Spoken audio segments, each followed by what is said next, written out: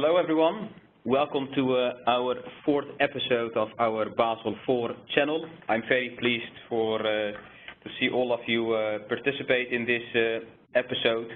It's good to see the increasing interest in this in our Basel IV channel. The topic for today is covering a topic within the revised market risk framework, or known as the fundamental review of the trading book. We will be covering the revised internal model approach for market risk. Before starting with the topic, I would like to introduce ourselves. The speakers for today, myself, Abdellah. I am from the Netherlands and Amsterdam, and I'm the Deputy Basel IV leader for PwC. And the fellow speakers for today, Dirk and Jock. Dirk, could you please introduce yourself? Yes, sure. Hello, everybody. My name is Dirk. I'm a partner with the German firm. I'm doing consultancy projects in the FS sector with a main focus on quantitative risk management, and I'm responsible for a project around FRTB in Germany and also in other IMA countries. Thank you, Dirk. Jock? And this is Summa. I'm a partner in our New York office. I'm in our firm's risk and regulatory practice, and I'm responsible for our global FRTB initiative.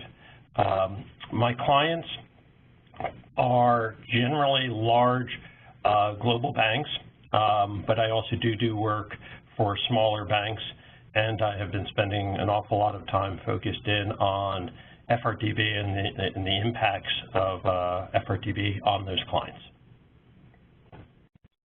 Thanks, Dirk and Jock. Very good to have you in this webcast to provide some more details about the internal model approach, market risk framework, the revised framework from the Basel Committee.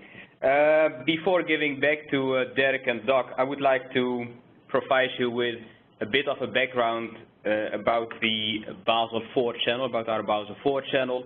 I won't take too much of your time because this is the fourth episode. You may well have already participated in one of the previous ones or have listened to the recording on YouTube of one of the other episodes. But basically, when we started our Basel IV efforts, we were thinking about a effective and efficient way to share the latest developments and insights from the Basel Committee with you. And instead of sending you newsletters or any other ways of spamming, we thought about doing a short, quick and effective webcast. And we will be recording as well the webcast, and the webcast will be uploaded onto YouTube. So the previous three ones are already on YouTube, so you'll be able, yourselves, your colleagues, and whomever would like to watch those recordings. So we thought this is a very interesting way to communicate with you and provide you some more details and insights about the developments that come from Basel. Of course, as you may well know, Basel IV with the regulators shall provide you our view on Basel IV and what we consider Basel IV. So the regulators and the Basel Committee basically don't acknowledge that there is a Basel IV. They merely talk about changes still under Basel III, because under Basel III the focus was on own funds mainly, instead of the RWA side. As you know, the capital framework and the capital ratio consists of an RWA side and a capital side. Basel III was focused on the capital side, and all the changes that are now presented by the Basel Committee focus on RWA and the capital requirements. And it basically covers all the risks, credit risk, market risk, operational risk, and whether it's the standardized approaches or the internal model approaches. It is all covered, and changes and revisions to those risks and approaches are presented by the Basel Committee. So in our view, the changes are so significant that we basically call this the next version of the Basel capital framework, hence Basel IV, but we have heard some supervisors already using the term Basel IV, so things are heading into a Basel IV direction. I think it's also good to see that many banks are picking up on Basel IV, on all the changes, and interacting with us, working with us on all the changes and determining the impact analysis. I think if we look at the next slide, you'll see the basically what we cover, the framework of the of Basel IV. You'll see the market risk, what we will be covering today, the capital floor, standardized approach for credit risk, the revisions to the securitization framework, all these changes which cover the RWA side. Again, I'll not go into much detail about this because we shared with you this overview before. The next on the agenda will be the internal model approach. We'll share with you some more details. Doc and Dirk will cover those. And as a closing, we will give you the conclusions and the impact that we are seeing currently with our clients. So I would like to give the words to Doc to give us the insights on the internal model approach, on the fundamental review of the training book, and of course starting with a quick introduction to the FRTB.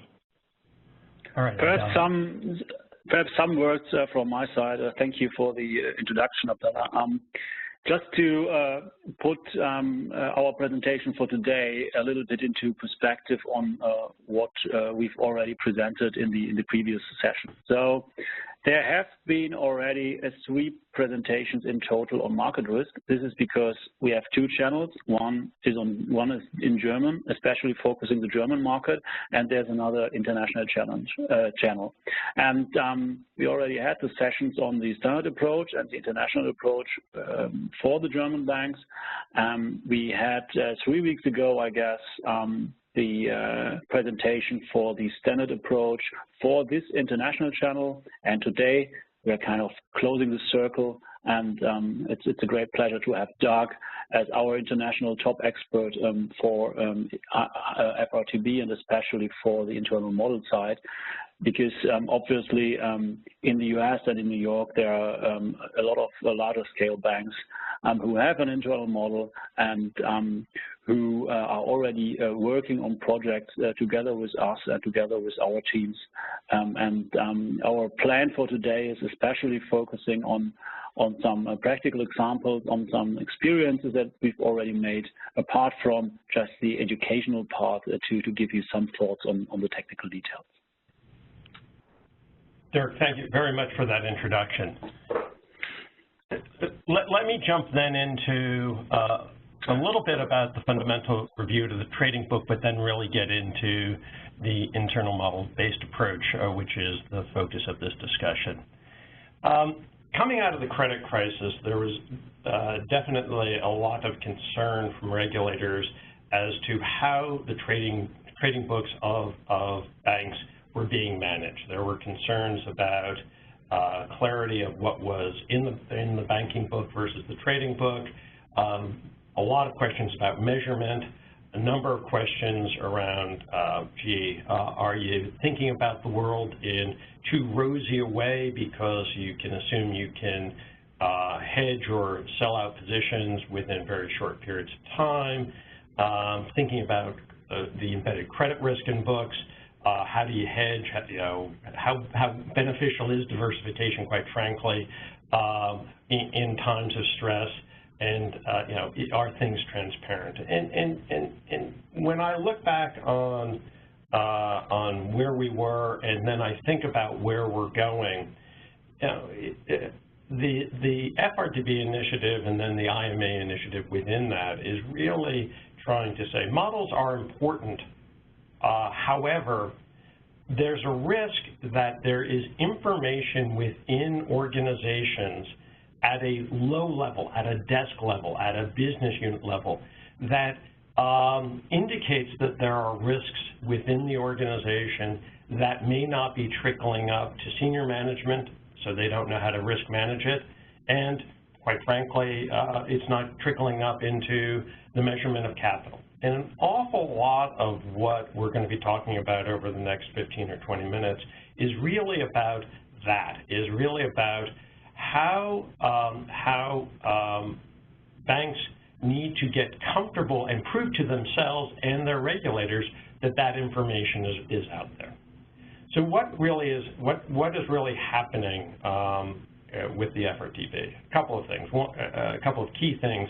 One is that there is a clear definition of what is a trading book versus a banking book, and that's very important because it then impacts what those measures should be, what those controls and those processes should be. They're not part of this discussion in any great detail. There is a standardized approach associated with this to measure this, and it is more sensitivity-based than it might have been. However, it isn't as sensitivity-based as what the internal models-based approach is, and we'll be talking about that a little bit, about those differences. But the standardized approach is trying to be somewhat more risk-sensitive. There's some complexity in implementing that also, which we'll be talking about. But last, and really importantly, is that when you are able to demonstrate that you can control models and that you have good models and that they're giving good information, there are, you have this option and something you earn rather than that you can get easily to use internal models. And there are changes in the way things are being measured, getting away from value at risk into expected shortfall. There's a much more rigorous model validation and approval process. And though it is not explicit as to what the relationship will be between a standardized approach and the internal model-based approach, the standardized approach, there'll be some floor to which you only get so much benefit using internal models, and so the standardized approach will effectively be a floor, though we don't know what that benefit is at this point. So let's talk a little bit about what we're seeing as some of the main challenges here. Quite frankly, it is creating a much more complicated set of processes. As I mentioned, there is a standardized approach and there's this IMA potential. If you're going for the IMA, you still need to implement a standardized approach set of models because you need to report them to begin with, but also there is this floor that we're anticipating. And so there's a relationship and there's a need to have all of this infrastructure to support that. So it definitely makes this much more complicated in implementation. One of the biggest things that we're seeing is that as we really work with companies and firms on implementing this, is as we think about it, there really are two things that are significant in terms of impacting strategy and process. With all of this complexity, there is actually also the question of, well, what is the cost benefit of doing all of this work? So first of all, you need to think about what is the potential benefit that you could have, how does that impact your business, what are your controls, and what do you need to fix? A lot to think about and really needs to be thought about, but very important, and we're working with a number of firms really trying to understand what those gaps are and what it takes to fill those gaps, and I'll talk more about that later. Another real change is just the overall level of capital. There is, under the best that this could turn out to be, there will be an increase in market risk capital for banks. And so, you know, it's going to be, it's a fact of life to be in this space that you're going to end up having more capital. And so that's an area where you know, one needs to factor that in terms of trying to determine which businesses are really the sensible businesses for you to be in. And last but not least is really the issues around data. We'll be talking a lot about the need to prove that your models work and prove that your models work in under the conditions that are required by FRTB. That's going to require a lot of data. Data needs to be good quality. You may need to do some data fills.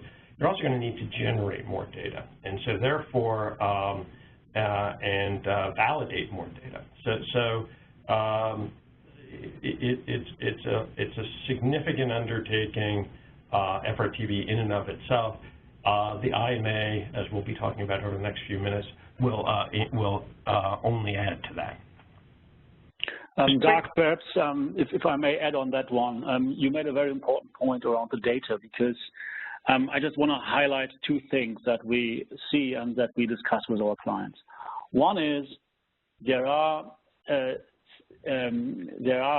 large or huge overlaps with other ongoing projects. For example, BCBS 239, where clients work on risk data aggregation.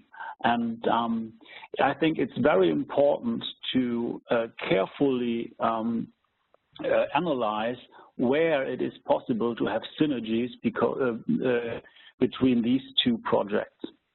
And the other thing I want to mention is that there's a really direct impact between data and capital, and both the rise or the higher capital that turns out of a lower data quality, but also the stability of the RWA and the stability of the data of the capital that banks need to post. This is because of especially because of the non-modelable risk factors, and we'll talk about that in detail later.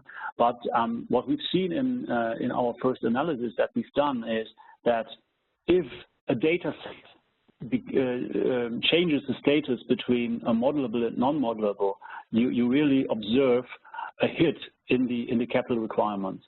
So that means that data is really, really crucial here. Absolutely, absolutely. Thank you, Dirk. Just quickly to touch on the IMA, some of the changes. One of them is, as I've mentioned already, moving from value at risk into expected shortfall, and a movement. We'll talk about that in a second as to how that gets calculated and what the impact could be.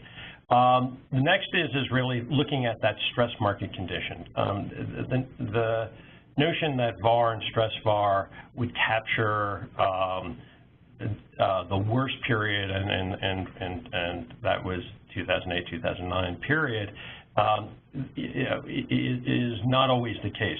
So there's a focus on making sure that the data that you get from the worst period, at least that we've seen, is included in this as an important component of this. Liquidity. I mentioned this briefly. Under the old rule, liquidity was, there was presumed to be liquidity for trading assets. Well, there's no longer, there are some assumptions which we'll talk about briefly, but it had been very simplified into a 10-day period. It now is much more related to the nature of the exposure. Rather than an incremental risk charge, there's a default risk charge, and this is an area where there is a lot of discussion around exactly how this is calculated. This is an area where, because there is a potential for an awful lot of overlap and with some of the other measures, including the expected shortfall calculation. So this is an area where banks are spending time understanding what the potentials are, and then really trying to work with regulators to get some clarity on how the DRC really links up with the expected shortfall calculation. And last but not least, there is a lot more requirements around model approval and ongoing monitoring of models in the form of backtesting and P&L attribution, which we'll talk about shortly. You mentioned VaR versus expected shortfall. Not to make this a long discussion on these two topics, but the top two diagrams are really trying to show really what the difference is. Short way to get to what's going on here is that one of the concerns about VaR is that you're going to be missing some of the tail risk.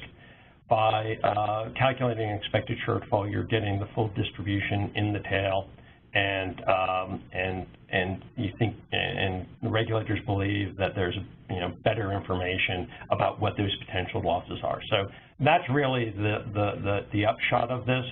But one thing that Dirk had mentioned that I do want to get back to is that there's a notion within FRTB about modelable and non-modelable risk factors. And the way I think about this from a common sense perspective is that it gets back to, is your model being calibrated to real data? And real data well, I'll talk about that in a second, but the notion of are you just really using models to without being able to really calibrate them to real levels, meaningful levels, is a real challenge within the IMA framework, and it is something that you need to put in very robust processes around. If not, you end up having non-modelable risk factors, and it creates a very punitive or somewhat punitive outcome in terms of capital. The industry is very focused in on this, and the large banks that I work with are very focused in on this issue. This is one of the big challenges with FRTB, because what is a real price? How do I get it?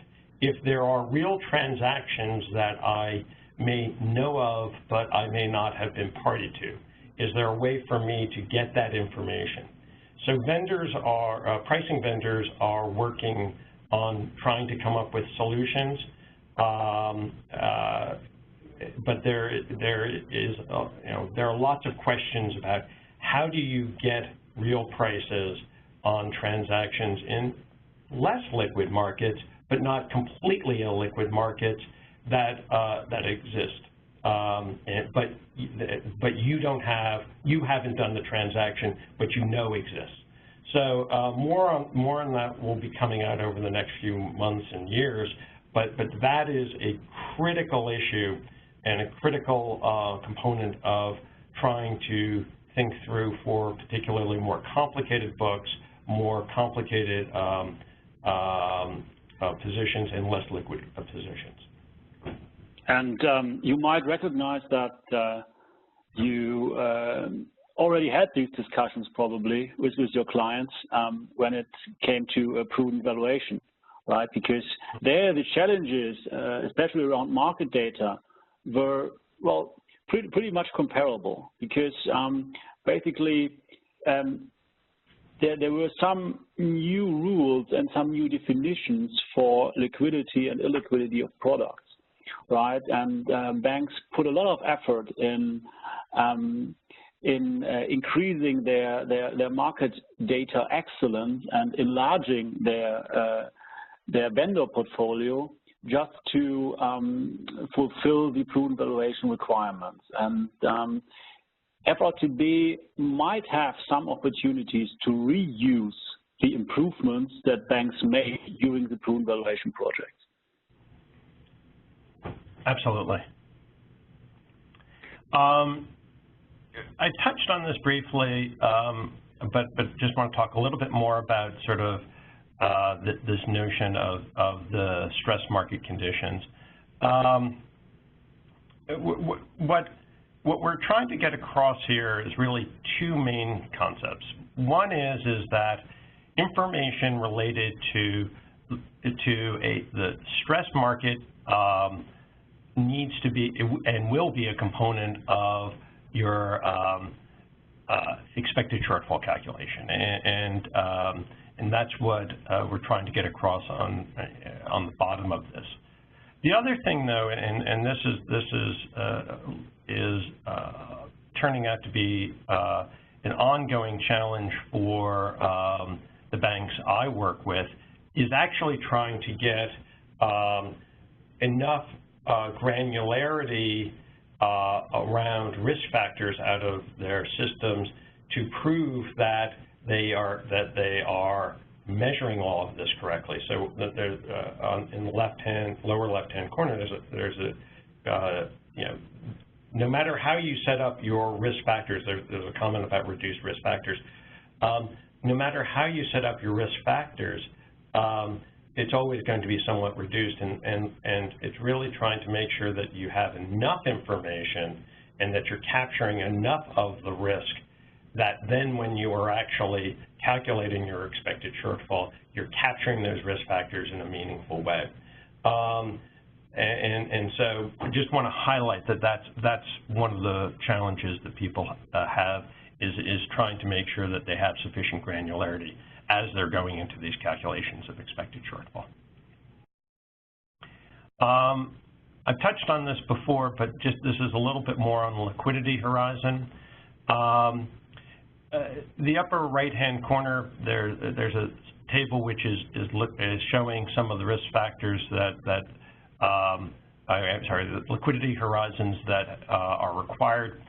Now, it is a significant change to what is currently in Basel III.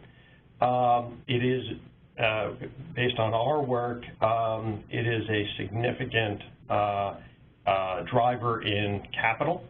And so these are things that are, you know, need to be understood, thought through, measured appropriately. But these are, this liquidity horizon has a significant impact on capital. It also leads to some operational issues because one needs to implement this and then also make sure that there are the right controls around this. So it is impactful in many ways, both from an operation perspective and from the perspective of the outcome related to capital. One more thing I just want to touch on is this model approval process.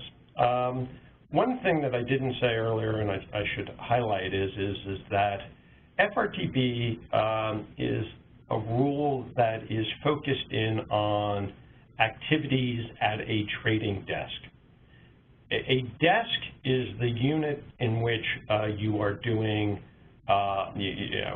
you manage, you have controls, you have P&L, and so FRTB focuses in on that and really tries to make sure that that information at the desk is generated well, controlled, understood well, and then, as I said at the beginning, it needs to then percolate up into the into what senior management sees, as well as into the capital calculation. So the model approval process and the controls around the calculation and the approval process from a regulatory perspective really is looking at what are you doing at a desk level. Desks, a desk can fail because of not having the right controls, the right models, the right whatever, and then you will end up going to the default of the standardized approach. very, and which again is very punitive. So when we talk about model approval, internally you need to have good models. You need to go through the appropriate validation. You need to have ongoing back testing. You need to have P&L attribution. You need to have the right oversight. You need to have the right information going to the head of the desk and risk functions. Very much more granular than what is required under Basel III. And so this is one area where the large banks are really focused in. It's not that models aren't being approved, but when they really think about where they do their back testing, where they do their P&L attribution, how well controlled is it? That's where they're thinking very hard about this, and there's an awful lot of focus in on these operational issues as they try to think about how they're going to implement FRTB. One more quick thing on this, and I mentioned this before, but when it comes to technology and IT, there may be a need for an awful lot more information, data, systems, infrastructure to actually capture all of this information. So we just need to you need to think about that. Let me just touch briefly on a couple of quick highlights on this. One is that FRTB does have a significant impact on financial institutions. We're finding that banks, my clients, are very focused in on trying to make sure that they not only think about the impact of higher capital, but also the cost of infrastructure, as we've been talking about. There are a number of challenges that we're seeing in implementation. You have to implement the standardized approach, but if you want to opt for IMA, you've got to do an awful lot of work, and the types of things we've been talking about. Internal versus standardized, IMA versus standardized approach, there is a lot of overlap. There are some differences that we've been talking about, but there's an awful lot that's overlapping there. So it is something important to think about, and think about how do you line up your systems. We've talked about the control issues, and there are a number of those, and as I said, that's where the U.S. banks are very focused. And last but not least is that there's a real business impact, and that's what we're seeing is the most interesting thing as banks try to reorganize themselves. So those are our comments on this. I'll hand this back to my colleagues in Europe. Thanks a lot, Doc. I think it was very clear. I think you're well into all the details. You're leading the fundamental review of the trading book initiative. Thanks a lot also to you, Dirk. If you have anything more to add in addition to all the things that you've already shared, please do so. I think we have covered now the fundamental review of the trading book. As said by Dirk, indeed, in the introduction, we started with the standardized-based approach, and we've now covered the internal model approach. We've covered also in our previous sessions, because this is our 4th episode of the Basel IV channel. Our first session, we basically provided you with an introduction to the Basel IV framework and provided you, a snapshot on all the different topics. The second session was all about the revised standardized approach to credit risk. Now we covered the fundamental review of the trading book in 2 different episodes, and our next episode, which will be on the 29th of July, I hope you will find sometime in your holiday or just before your holiday or even after your holiday to join this session. The topic will be the constraints on the use of internal models. As you know, the Basel Committee published in March its view on the restrictions for using internal models for different type of exposure classes for credit risk, which is also quite a huge impact for many banks using internal models, and also about, in a way, quite old, for example, for IFRS reporters who are now implementing IFRS 9 and building internal models for all exposure classes, basically, for the lending portfolio. But on the other hand, for capital purposes, you will not be allowed to use internal models anymore. So that's a bit of a, of course, of a strange constraint. But we'll tell you more about that in the next episode, and we are, of course, looking forward to you to join us in that session.